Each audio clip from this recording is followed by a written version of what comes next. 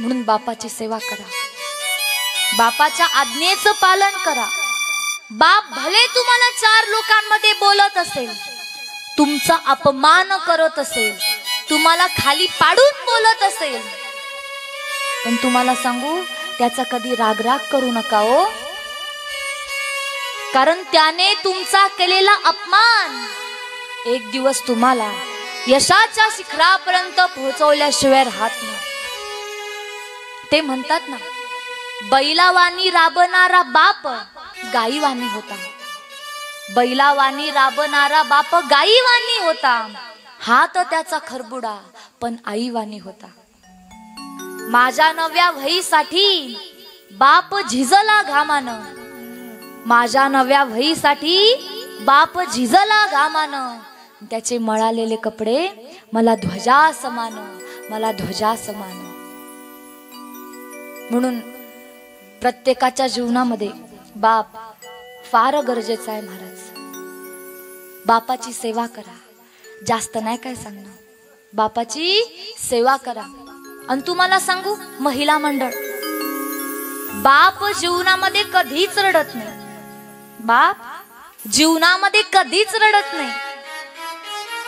बापाचा जेव्हा बाप जातो तेव्हा बाप रडत नाही, बापाची जेव्हा आई जाते तेव्हा बाप रडत नाही, पण ज्या वेळेस त्याच्या हृदयाचा तुकडा, त्याची लेक लग्न करून परक्या घरी जाते ना, त्या दिवशी मात्र बाप रडतो। मी तर म्हणते ज्या दिवशी त्याच्या लेकीचं लग्न जुळतं ना, त्याच दिवशी बाप रडतो दादा।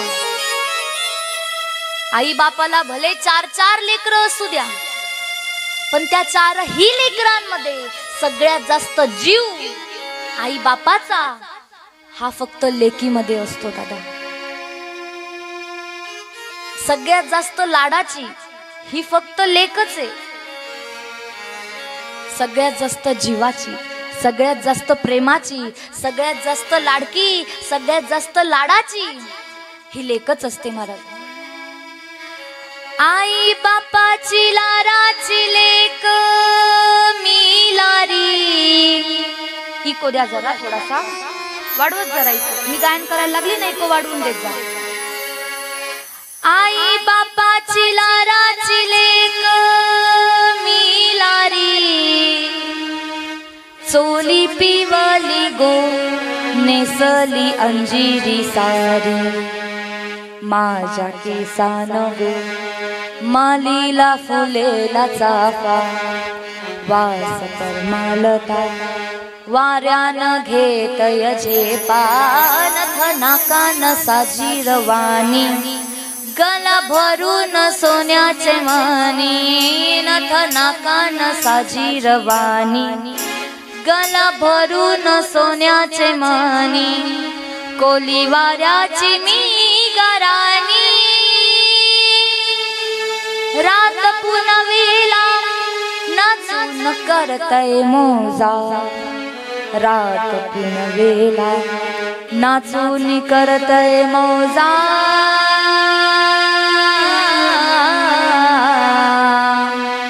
वल्लभ रे नाखवा हो वल्लभ रे रामा, वल्लभ रे नाखवा हो वल्लभ रे रामा।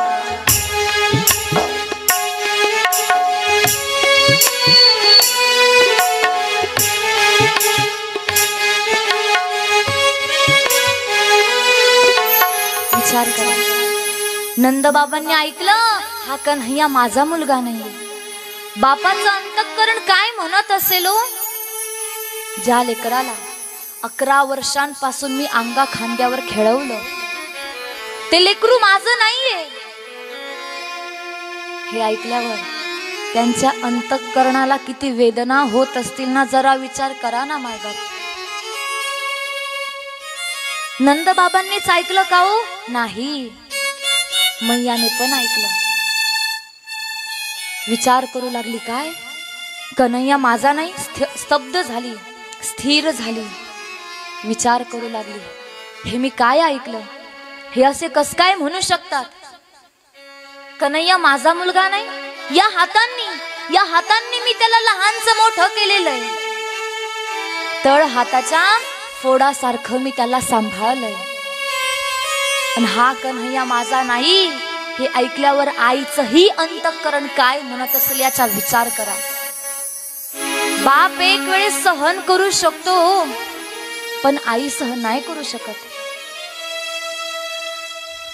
बापाचं अंतःकरण एक वेळेस आपल्याला जाणता येईल पण आईचं अंतःकरण कोणालाच कळणार नाही. जवळजवळ एक एक 2-2 महिने आईला भेटत नाही हो मी. किती वेदना असतील तुम्ही विचार करा.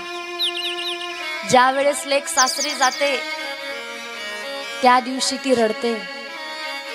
का बरं? कारण तिला परक्या घरी जायचं असतं, तिला तिचा नवरा असतो. पण कार्यक्रमांमुळे कथेमुळे महिनाभर आईला भेटता येत नाही हो. तुम्ही विचार करा ना एकदा अंतःकरणाचा. आईला भेटता येत नाही, आईचा चेहरा बघता येत नाही. रोजचा नियम आहे माझा. मी जर घरी असली ना आई मला जवळ घेते, कायम माझ्या डोक्यावरून हात फिरवते, मला जवळ घेते आणि कायम म्हणते माझं बाळ, माझं बाळ, माझं पिल्लू. कित्येक दिवस आईला भेटता येत नाही हो. जरा विचार करा ना. ज्या लेकरांना आई नाही त्यांना विचारा आई गेल्यावर काय वेदना होतात. ते म्हणतात ना, ज्यांना हात नाही त्यांना हाताची किंमत विचारा, ज्यांना डोळे नाही त्यांना डोळ्यांची किंमत विचारा, ज्यांना पाय नाही त्यांना पायाची किंमत विचारा, आणि ज्यांना माय नाही ना त्यांना मायेची किंमत विचारा. आई गेल्यावर काय वेदना सहन कराव्या लागतात ना त्यांना जाऊन विचारावं. ते खरंच कोणीतरी सांगून ठेवले ना, आई माझी मायेचा सागर,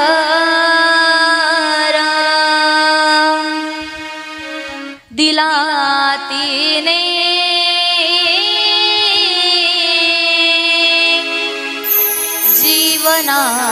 जीवनाकार.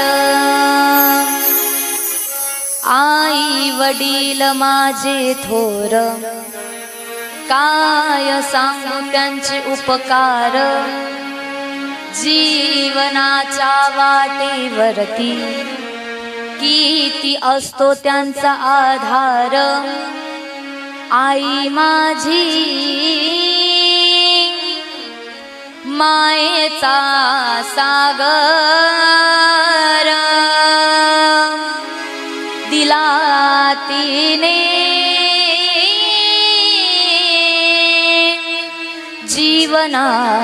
जीवनाकार.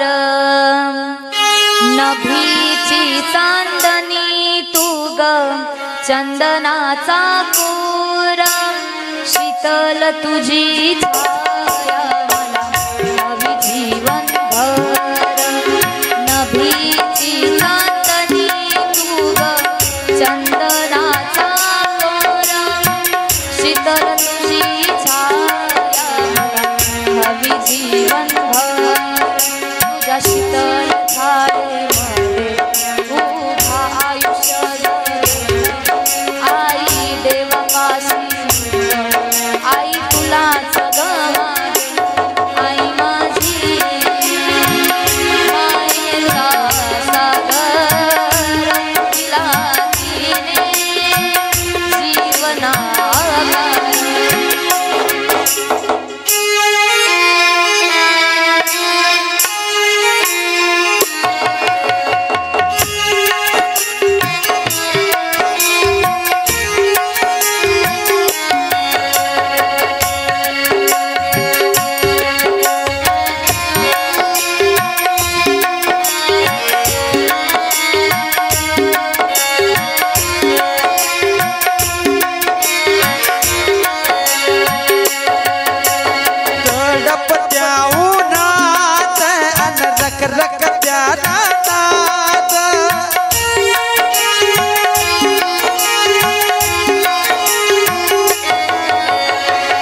तपत्या उन्हात अन रखरखत्या रानात राहिली समाजासाठी तू कष्टाच्या गमात कधी मिळेल मुठभर घास कधी तुडेल कडचे पास ओल्या मातीतून चालताना तुडवेल काट्याचे पास आई माझी मायचा सागारा दिला तिने जीवनाकार आई माझी मायचा सागारा दिला तिने जीवनाकार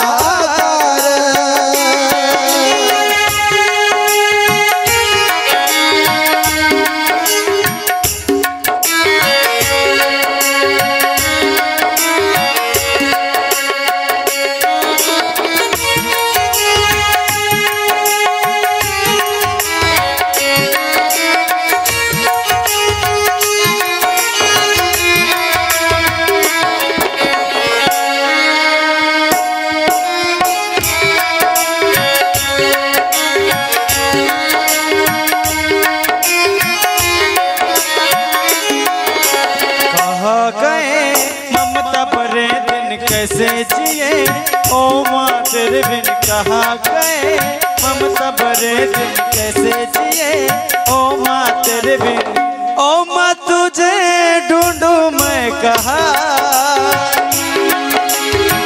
माँ के बिना सुना है जहाँ कौन भला दुनिया में माँ की जगह ले सका कोई कह दे होती है माँ आखिर माँ होती है माँ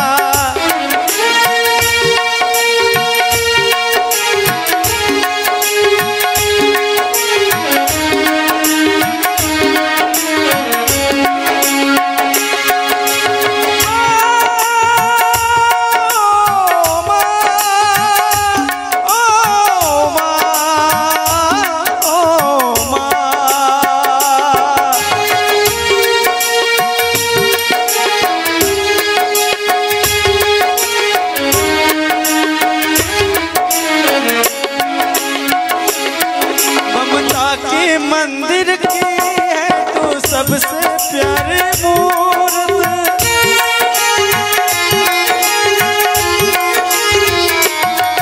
ममता की मंदिर की है तू सबसे प्यारी मूर्त भगवान नजर आता है जब देखूं तेरी सूरत जब जब दुनिया में आए तेरा ही आंचल पाए जन्मों की दीवारों पर हम प्यारापन लिख पाए आई माझी मायचा सागारा दिलाती ने जीवना आकार आई माझी मायचा सागारा दिलाती ने जीवना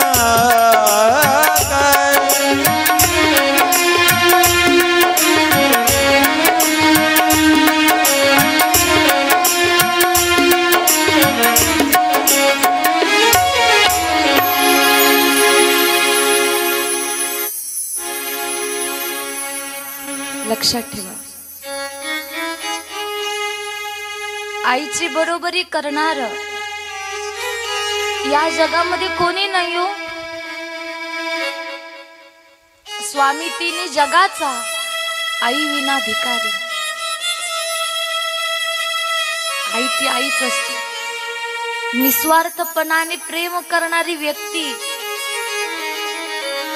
म्हणजे तुमची आई आहे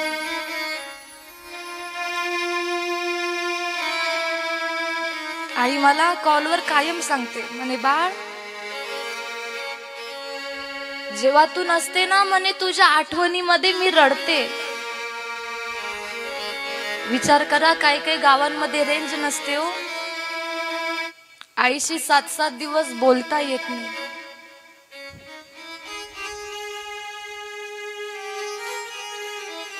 फक्त या अंतःकरणाचा विचार करा. एखादं लेकरू आहे, आईशिवाय किती दिवस राहू शकेल हो? 1 दिवस, 2 दिवस.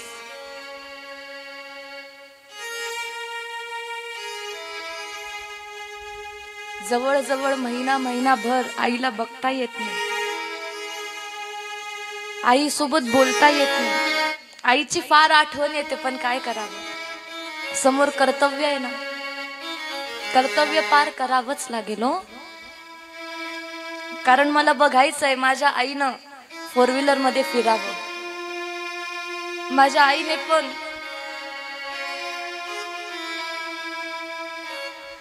सोनं नाणं घालावं, माझी पण इच्छा आहे. आईच्या त्या इच्छा पूर्ण करण्यासाठी कष्ट करावेच लागणार आहे. आणि इथं भरपूर मुली उपस्थित आहे.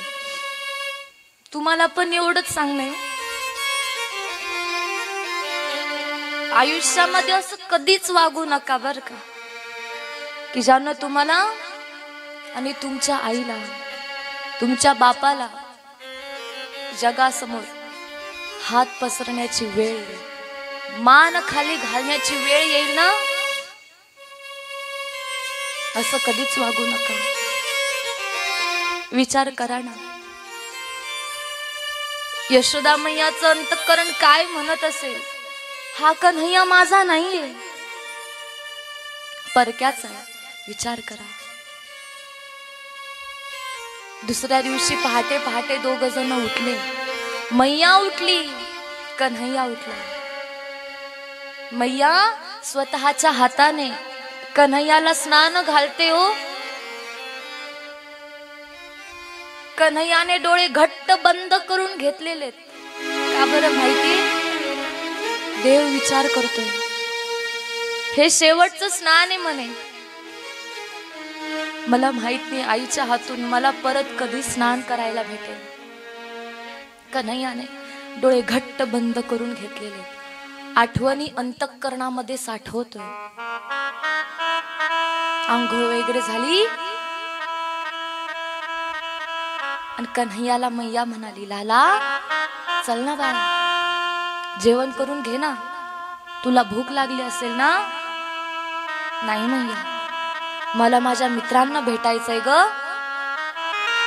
मैयाला माहितीये हे गोपाळ म्हणजे कन्हैयाचा जीव की प्राण आहे. कन्हैया कदंबाच्या झाडाखाली गेला, बासरी वाजवू लागला.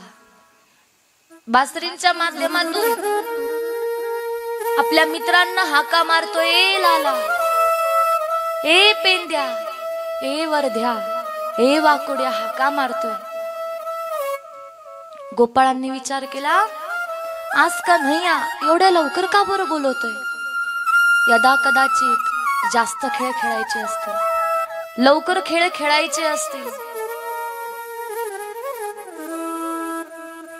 सगळे गोपाळ जमले, कन्हैयाच्या जवळ गेले. का रे लाला, आज लवकर का बरं बोलवलं? आज जास्त खेळ खेळायचे आहेत का? कन्हैया शांत आहे. अन बघता बघता कन्हैया हुनके देत देत रडू लागला. गोपाळांनी विचारलं, ए लाला काय झालं रे, का बर रडतोय तू? लाला सांग ना, मैया काय बोलली का रे? नंद बाबा काही बोलले का? कन्हैया काहीच बोलत नाही. सगळे गोपाळ कन्हैयाला गदगदून हलवू लागले. लाला बोल ना. आता मात्र कन्हैया व्याकुळ झाला आणि व्याकुळ होऊन म्हणू लागला, गोपाळांनो काय सांगू, निकाल आमच्या घरी अक्रूरजी काका आले. त्यांनी सांगितलं, मी नंद यशोदेचा मुलगा नाही, मी वसुदेव देवकीचा मुलगा आहे. मला आता जावं लागणार आहे, मला मथुरेला जावं लागणार आहे. हे ऐकल्यावर सगळे गोपाळ शांतपणे भगवंताच्या मुखारविंदाकडे बघतात. कन्हैयाला म्हणताय, लाला अरे आम्हाला माहितीये तुझी सवय खोड, तू कायम मजाक करतो, मला माहितीये कन्हैया. कन्हैया मात्र आता अति व्याकुळ झाला आणि व्याकुळ होऊन म्हणू लागला, गोपाळांनो आज माझी अवस्था बघा, आज मी मजाक करत नाहीये, आज मी खोटं बोलत नाहीये, मला खरंच जायचंय. सगळे गोपाळ म्हणताय, ए लाला, अरे तू आमचा प्राण आहे रेस रे, पण तू चालला, आमचा प्राण घेऊन चालला का रे लाला, असं का बरं करतोय. सगळे गोपाळ देवासाठी रडताय. आपण स्वतःसाठी रडतो आणि गोपाळ देवासाठी रडताय. देव सोडून चाललाय ना, रडताय. बघा ना काय दिव्य असणारे भाव. त्या कन्हैयानं पेंद्याला बाजूला घेतलं, हात जोडून उभा राहिला आणि म्हणू लागला, पेंद्या, ए पेंद्या, आमच्यामध्ये सर्वात मोठा तू आहेस रे, पण माझ्याकडून जर कधी अपराध घडला असेल तर मला क्षमा कर पेंद्या. 4 लोकांमध्ये मी तुझा अपमान केला असेल रे, तुला नको नको ते बोललो असेल, मला क्षमा कर. पेंद्या काहीच बोलत नाही, रडतोय. आणि बघता बघता पेंद्याच्या मुखातून शब्द बाहेर पडू लागले, लाला तुला काय वाटतं रे, मी तुला ओळखलं नाही, अरे मी तुला ओळखलंय. जेव्हा जेव्हा माझ्यावर संकट आलं तेव्हा तेव्हा तू धावून आला. अरे तू सामान्य नाही रे, तू साक्षात जगाचा मालक आहे. कन्हैयानं मधुमंगलला बाजू घेतलं. सगळ्या गोपाळांमध्ये सगळ्यात छोटा गोपाळ म्हणजे मधुमंगल आहे, सगळ्यात जीवाचा म्हणजे मधुमंगल. त्याला बाजूला घेतलं. बाजूला घेऊन कन्हैया म्हणू लागला, मधुमंगला ये बाळ माझ्या जवळ ये. अरे मी जाणार आहे रे. हे ऐकल्यावर मधुमंगल रडू लागला. तुला आठवतं का रे कन्हैया, माझ्याकडे खायला काही नव्हतं रे, तेव्हा तू 2 शिदोरा घेऊन आला होतास. कोणासाठी? माझ्यासाठी. पण मला सांगितलं, यातली 1 शिदोरी तू घे आणि सांग की ही शिदोरी तू आणलीये. ए लाला, अरे तू एवढं प्रेम दिलंस ना रे मला, आणि आज का बरं आम्हाला सोडून जातोय लाला. नको ना रे जाऊ. कन्हैयानं विचार केला, आपण इथं अजून थांबलो तर आपल्या सहित गोपाळांनाही त्रास होईल, इथून निघालो पाहिजे. कन्हैयानं पाठ फिरवली. सगळे गोपाळ रडू लागले, आपल्या घरी जाऊ लागले, म्हणू लागले, मैया माझ्या कन्हैयाला थांबवा ना. ए मैया, रे तो कन्हैया आम्हाला सोडून जातोय, त्यांना थांबव ना. हे गोपाळांच्या अंतःकरणातले भाव आहे महाराज. गोपाळांच्या डोळ्यातून अश्रुधारा का बरं पडतायत? कारण ते गोपाळ भगवंतावर प्रेम करतायत. सगळे गोपाळ रडताय. कन्हैया गोशाळेमध्ये गेला. 9 लाख गाया आहेत महाराज. त्यामध्ये सगळ्यात प्रिय असणारी गाय म्हणजे पद्मगंधा. पद्मगंधे जवळ कन्हैया गेला. तिच्या पाठीवरून हात फिरवू लागला. रोजचा स्पर्श आणि आजचा स्पर्श तिला काहीतरी वेगळा भासू लागला. तिला कळालं, आता आपल्याला कन्हैयाचा विरह बघायला भेटणार आहे. हंबरू लागली. जशी एखादी गाय आपल्या वासरासाठी हंबरते ना, तशी कन्हैयासाठी हंबरते. लाला जाऊ नको ना रे सोडून. तिला बघून 9 लाख गाया हंबरू लागल्या. कन्हैया तिथून निघाला. नंद बाबांकडे गेला. नंद बाबांनी कन्हैयाला उचललं. नंद बाबाकडे बघून लाला म्हणतोय, बाबा 11 वर्ष तुमच्या जवळ राहिलो, माझ्याकडून जर काही अपराध घडले असतील तर मला क्षमा करा. नंद बाबा म्हणाले, का रे तुला काय वाटतं, आम्ही तुला ओळखलेलं नाही? अरे वरुण देव तुझी पूजा करतो, ब्रह्मदेव तुझी पूजा करतो, इंद्रदेव तुला साष्टांग दंडवत घालतो रे. उलट 11 वर्षांमध्ये तुझी सेवा करण्यामध्ये माझ्याकडून जर काही अपराध घडला असेल तर तूच मला क्षमा कर. दिव्य असणारे भाव आहेत महाराज. कन्हैया निघाला, मैयाकडे गेला. मैया आपल्या हाताने कन्हैयाला माखन भरवते. कन्हैयाने परत डोळे बंद केले. कन्हैया विचार करतो, यानंतर आईच्या हातचं माखन मला कधी भेटेल का. कन्हैयाने पुन्हा डोळे घट्ट बंद करून घेतले. मैया विचारते, का रे लाला, सगळेजण म्हणताय तू माझा मुलगा नाही रे, तू नंद यशोदेचा मुलगा नाही, तू त्या वसुदेव देवकीचा मुलगा आहे. लाला, तुला पण वाटतं का रे तू माझा मुलगा नाही, वसुदेव देवकीचा मुलगा आहे. आपल्या आईच्या अंतःकरणातले भाव कन्हैयानं जाणले. कन्हैया उठून उभा राहिला आणि म्हणू लागला, मैया, मला जर कोणी विचारलं ना तू कोणाचा मुलगा आहे तर हजारो लोकांमध्ये छाती ठोकून सांगेल मी यशोदेचा मुलगा आहे. मैया म्हणू लागली, लाला, मथुरेला गेलास ना, तुला अनेक स्त्रिया भेटतील, विचारतील आतापर्यंत ज्या आईकडे राहत होता ती आई कशी होती, तिने तुझा चांगला सांभाळ केला ना. तर कन्हैया, मी एक विनंती करते रे, कोणाला सांगू नको की मी तुझा कान पकडला होता, कोणाला सांगू नको मी तुला काठीने मारलो होतो. कन्हैया रडू लागला. त्याच्या डोळ्यातून अश्रुधारा बाहेर पडू लागल्या. कन्हैया म्हणतोय, आई अगं का नाही सांगणार, छाती ठोकपणे सांगेल. अख्खं जग मला मिळवण्यासाठी माझ्या मागे मागे धावतय ग. तू फार भाग्यवान आहेस, तू माझा कान पकडला, तू मला काठीने मारलं. मैया, 4 लोकांमध्ये मी सांगेल या जगामध्ये माझ्यावर कोणाचाच अधिकार नाही, माझी मैया सोडली तर.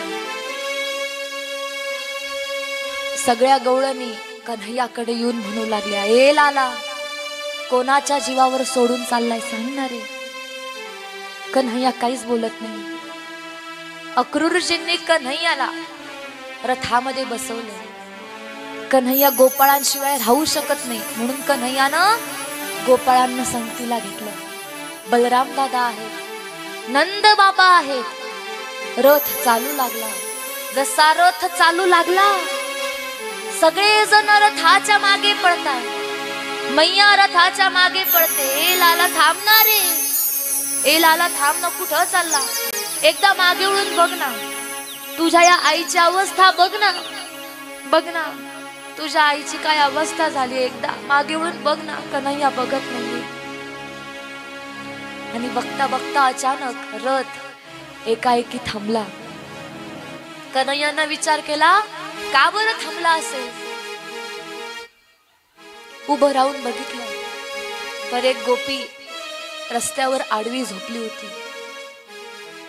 म्हणू लागली, रथ न्यायचा असेल तर माझ्या अंगावरून न्या. कन्हैया तिला म्हणतोय, ए उठ, निघून जा इथून. तुम्हाला सांगू, ती गोपी सामान्य नाही, ती महाभाव स्वरूप आहे. ती भगवती राधा राणी आहे महाराज. कन्हैया रथातून खाली उतरला, राधे जवळ गेला.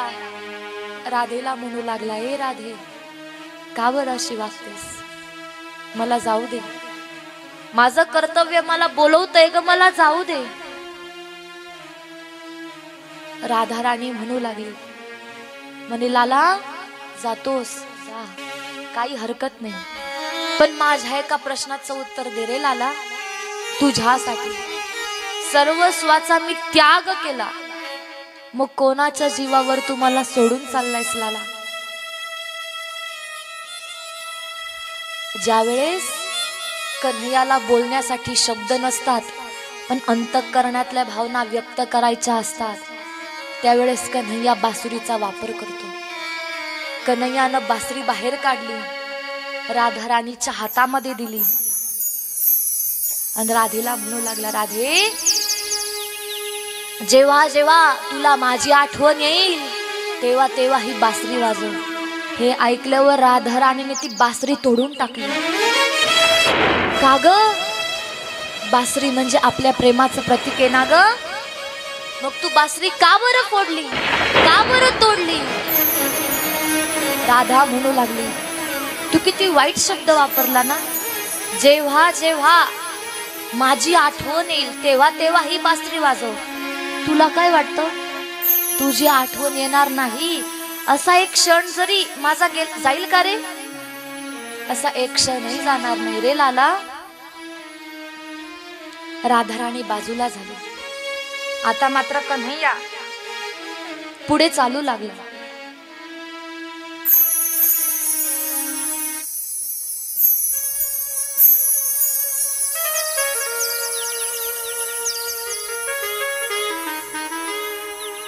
कन्हैया बलराम दाऊंना घेऊन, गोपाळांना घेऊन, नंदबाबांना घेऊन मथुरेच्या जवळ आलेला. अक्रूरजींचा नियम आहे त्रिकाल संध्या करणं. दुपारची वेळ आहे. रथातून खाली उतरले, यमुनेमध्ये गेले, आत गेले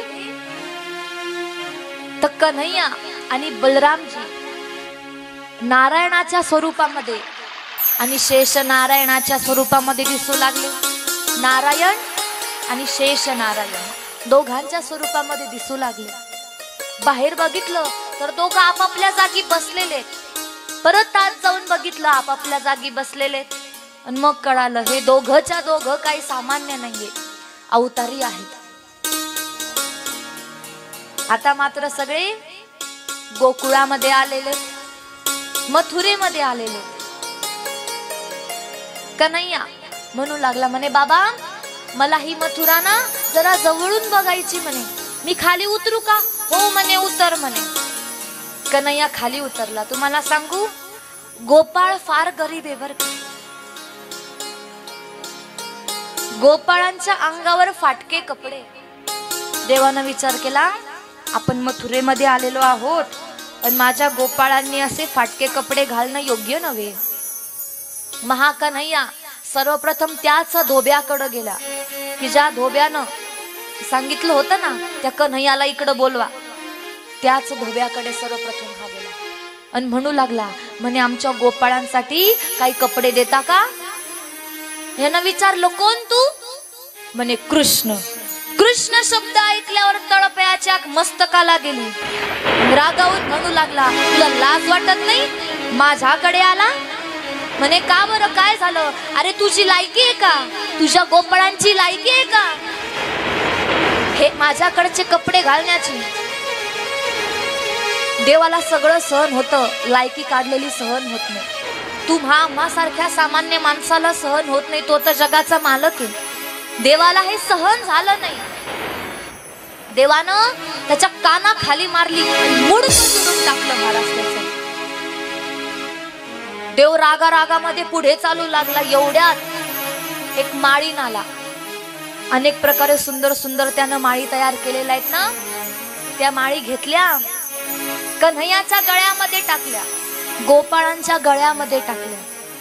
हे बघितल्यावर भगवंत शांत झाले, प्रसन्न झाले, आनंदित झाले. तेव्हापासून देवानं माळी जातीला आशीर्वाद देऊन टाकला, सदा सुखी भव. म्हणून तुम्ही बघा माळी जात कायम आनंदी राहते, कायम सुखी राहते. कन्हैया तिथून पुढे गेला एका शिंप्याजवळ. म्हणू लागला आमच्या गोपाळांसाठी काही कपडे द्या. न काही विचारता त्यानं कपडे देऊन टाकले. का बरं माहिती? या शिंपेला कळालं, म्हणे या कन्हैयाला जर राग आला एका तावडीत मुंडकवडून टाकतो म्हणे.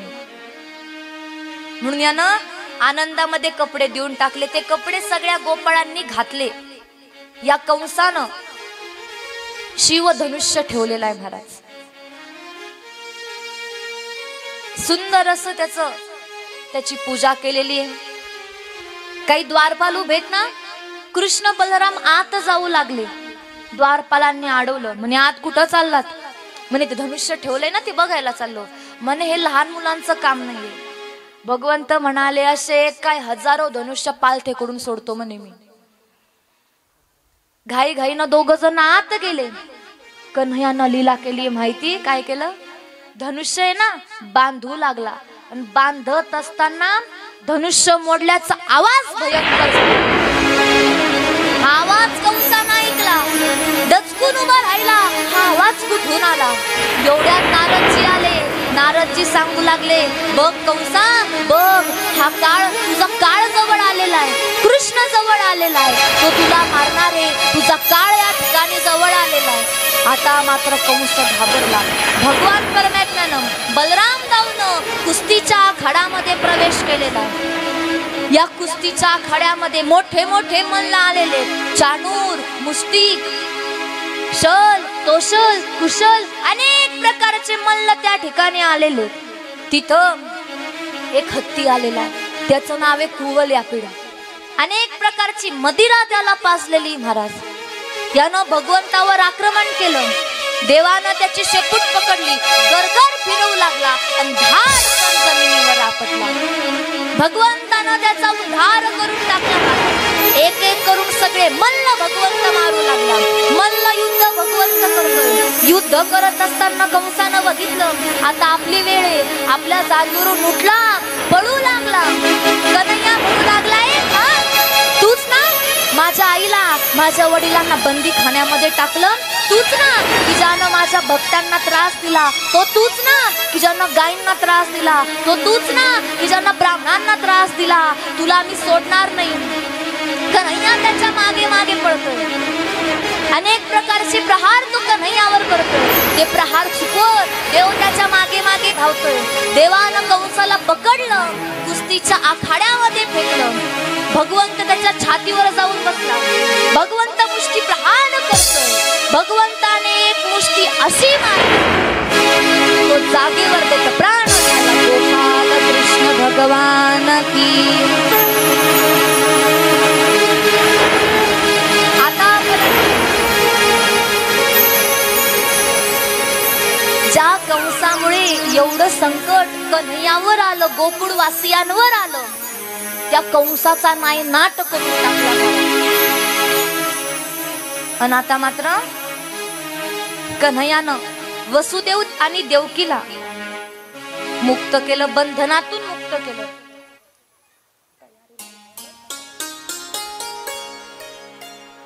दोघांना बंदी खानातून मुक्त केलं, बंदी शाळेतून मुक्त केलं.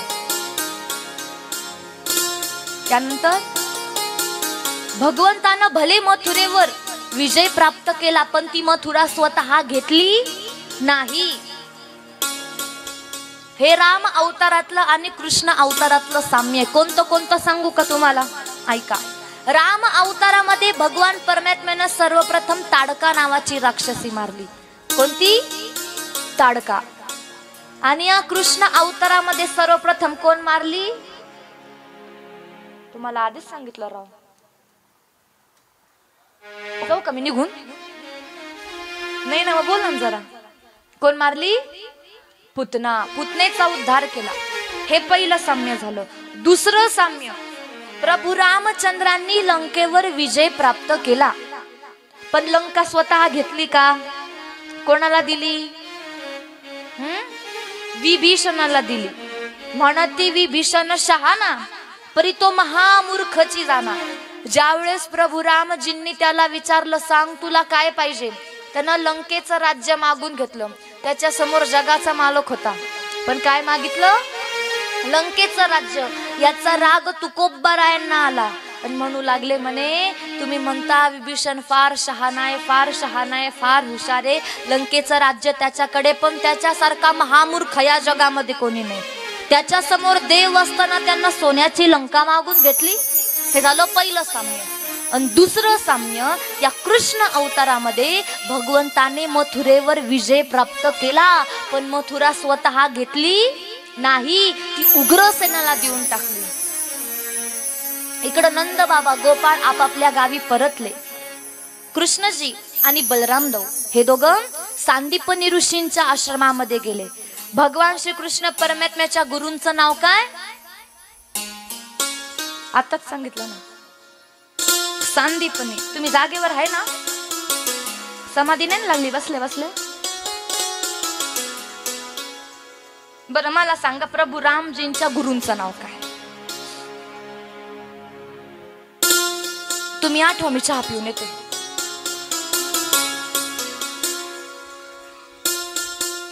बोला बोला. वसिष्ठ महामुनी. कोण?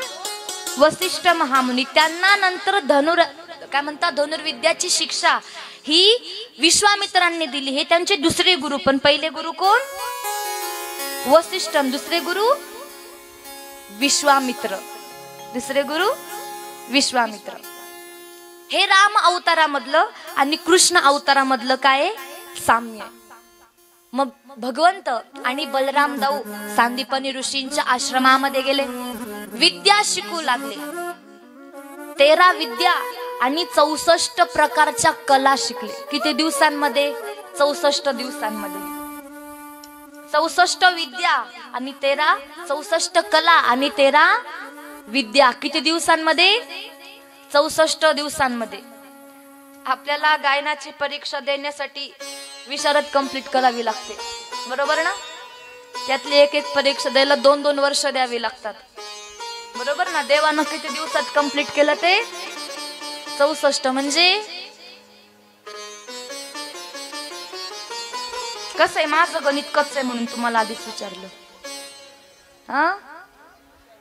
2 महिने 4 दिवस म्हणजे किती? 64. किती टेन्शन घेता पाहिलं ना? 64 म्हणजे 64 डेज. देव त्यांच्या आश्रमामध्ये राहिला. आश्रमामध्ये राहून नंतर देवानं द्वारका नगरी स्थापन केली. देवानं द्वारका नगरी कशी स्थापन केली हे आपण उद्या बघणार आहे बरं का, आज नाही सांगणार. कारण थोडंसं पेशन्स असले पाहिजे ना, प्रत्येकाला पेशन्स असले पाहिजे, संयम असला पाहिजे. हे आज मी तुम्हाला उद्या सांगणार आहे कशी स्थापन केली. पण या द्वारकेमध्ये गेल्याच्या नंतर सर्वप्रथम बलराम दाऊंचा विवाह झाला. कोणाचा? बलराम दाऊंचा. कोणासोबत झाला? एका मुलीसोबत. पण त्या मुलीचं नाव काय? रेवती. काय नाव आहे? रेवती. एक गंमत सांगू का? ही रेवती बलराम दाऊंपेक्षा उंच होती. एवढी उंच होती, एवढी उंच होती, बलराम दाऊ तिच्या गुडघ्याला लागायचे. एवढी उंच होती. बलराम दाऊंनी काय केलं? तिचा खांदा असा जोरात दाबला, स्वतःपेक्षा बुट्टी करून घेतली. आणि आता तुम्ही भरपूर जोडपे पहा महाराज, बायको उंच, नवरा बुट्टा. कार्यक्रमाला जाते ना, भरपूरदा असं बघते बर का, भरपूर ठिकाणची अशी परिस्थिती, नवरा दिसायला एकदम सुंदर आणि त्याची बायको पाडली तर राबड धोबड, बरोबर ना? असं भरपूर ठिकाणी आपल्याला दिसतं. मग आता भगवंतानं सर्वप्रथम बलराम दाऊंचा विवाह होऊ दिला आणि आता स्वतः विवाह करणारे. कोणासोबत विवाह करावा? विदर्भ राजाची कन्या आहे रुक्मिणी. नाव काय तिचं? विदर्भामध्ये कौंडन्य नावाचं पूर आहे. आत्ताच्या काळामध्ये अमरावती आपण असं म्हणतो. या अमरावतीमध्ये, बरोबर ना? अमरावती, कौंडन्यपूर. या अमरावतीचा एक राजा आहे भीष्मक. या भीष्मकाची कन्या रुक्मिणी ही भगवंतावर प्रेम करते महाराज. भगवान श्रीकृष्ण परमात्म्यावर तिचं प्रेम आहे. पण सांगावं कसं? पूर्वीच्या काळी आपल्यासारखी कॉलची पद्धत नव्हती, व्हॉट्सअपची पद्धत नव्हती, इंस्टाग्रामची पद्धत नव्हती. मग आता करावं तरी काय? एका ब्राह्मणाच्या हातून तिनं देवाला पत्र लिहिलं, प्रेम पत्र लिहिलं, बरोबर ना? तिनं सांगितलं म्हणे, तुम्ही माझी इच्छा पूर्ण करा, मी तुम्हाला पार्वती मातेच्या मंदिरामध्ये येऊन भेटल. आणि आता मात्र रुक्मिणी पार्वती मातेच्या मंदिरामध्ये आलेली आहे. पार्वती मातेची ती अनेक प्रकारे पूजा करू लागली. कशी कशी तिनं पूजा केली.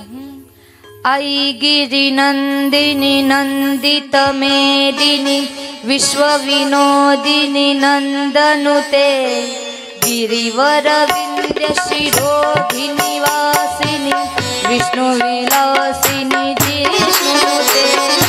आई गिरी नंदिनी नंदित मेदिनी विश्व विनोदिनी नंदनुते गिरिवर विंध्य शिरोधिनी वासिनी विष्णु विलासिनी जिष्णुते. भगवती हे शिती कंठ कुटुंबिनी भूरि कुटुंबिनी भूरि कुटे. जय जय हे महिषासुरमर्दिनी रम्यकपर्दिनी शैलसुते.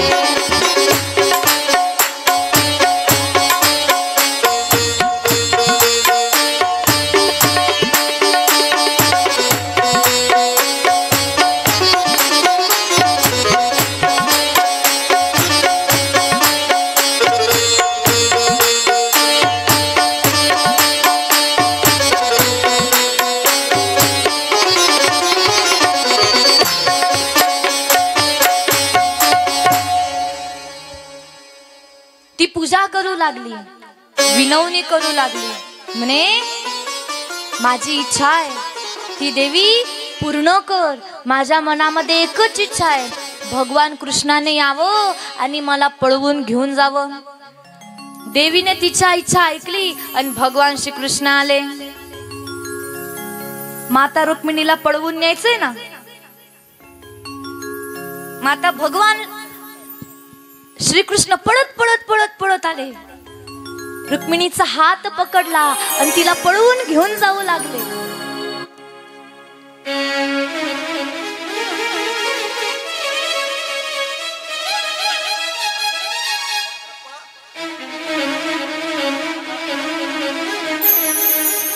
भगवान परमात्मा रुक्मिणी आई साहेबांना घेऊन गेले, पळवून घेऊन गेले. रुक्मिणीचा भाऊ रुक्मी हिला मात्र राग आला. प्रतिशोधाच्या अग्नीमध्ये जळू लागला. तुम्हाला सांगू, यानं देवाचा प्रतिशोध घ्यायचा ठरवलंय. पण इकडं भगवान श्रीकृष्ण परमात्मा आणि रुक्मिणी द्वारकेला गेले आणि द्वारकेला जाऊन दोघं आता एकमेकांसोबत विवाह करणारे.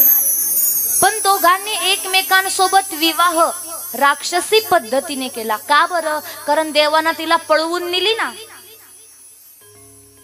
म्हणून राक्षसी पद्धतीनं विवाह केला. आपल्यालाही भगवान श्रीकृष्ण परमात्म्याचा आणि रुक्मिणी आई साहेबांचा विवाह या ठिकाणी पार करायचा आहे. म्हणून रुक्मिणी आई साहेबांनी आणि भगवान श्रीकृष्ण परमात्म्याने कृपया करून या ठिकाणी यायचंय.